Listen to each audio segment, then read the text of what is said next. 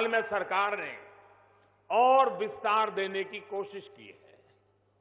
सामान्य श्रेणी के गरीब युवाओं को शिक्षा और सरकारी सेवाओं में 10% आरक्षण नए भारत के आत्मविश्वास को और बढ़ाने वाला है। ये सिर्फ आरक्षण नहीं है, बल्कि उन युवा आकांक्षाओं को नया आयाम देने की कोशिश है, जिनको गरीबी की वजह से अवसर नहीं मिल पाते थे।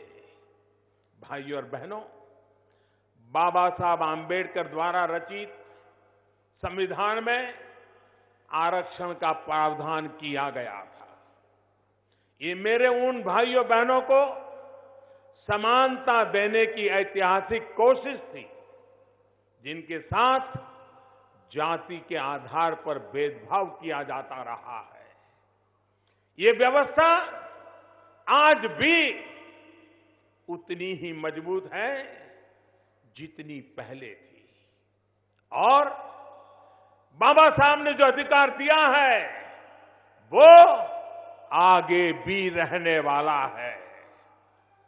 लेकिन अवसरों की समानता और सामाजिक न्याय को मजबूत करने की बात करते हुए सामान्य वर्ग के गरीब को नजरअंदाज नहीं किया जा सकता था। भूतकाल में इसकी कोशिशें भी हुई थी, लेकिन इतिहास पर बहस में उलझने रहने के बजाय हमें आगे के समाधान तलाशना जरूरी था।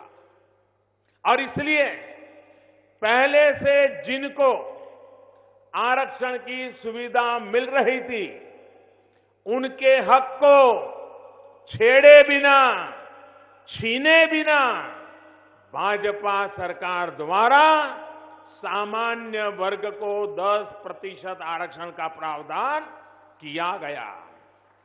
इतना ही नहीं, शिक्षा में 10% वृद्धि भी की जाएगी।